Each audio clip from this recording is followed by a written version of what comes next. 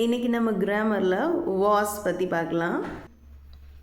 Past டென்ஸில் நடந்த விஷயத்தை describe பண்ணும்போது மட்டுமே யூஸ் ஆகக்கூடியது தான் இந்த வார்த்தை வாஸ். கிராமரில் லிங்கிங் வெர்பு பி ஃபார்ம் அப்படின்னு சொல்லுவாங்க.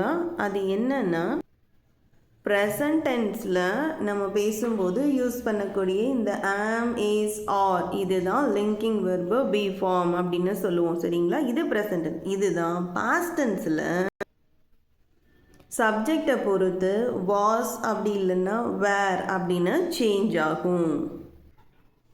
இந்த டேப்லெட் காலம் பாருங்கள். Subject, present and past.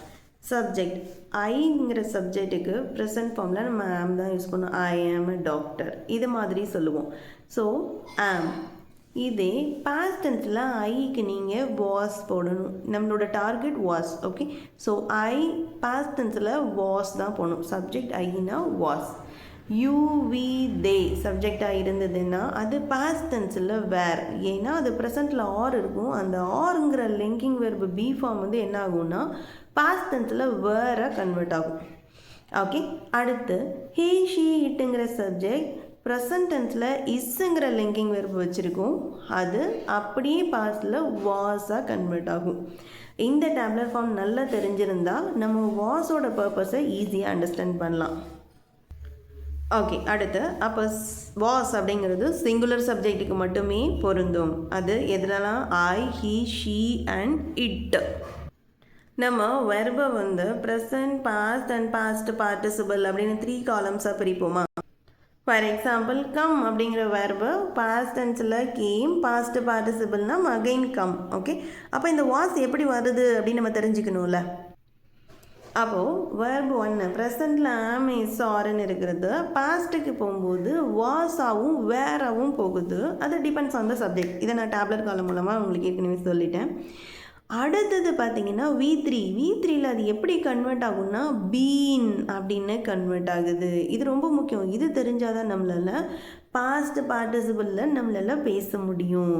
Okay, அடுத்த தேர்டு இதான் முக்கியமான விஷயம். இங்கே தான் எல்லோரும் தப்புடுவாங்க. ஸோ நல்லா கவனிக்கணும். இந்த தேர்டு பாயிண்ட் என்னென்னா இந்த வாஸை யூஸ் பண்ணி நம்ம எதை டிஸ்கிரைப் பண்ணுவோன்னா ஒரு மனிதன், ஒரு பர்சன் அப்படி இல்லைன்னா ஒரு பொருளுடைய ஸ்டேட் ஆர் கண்டிஷனை தான் நாம் டிஸ்கிரைப் பண்ணுவோம்.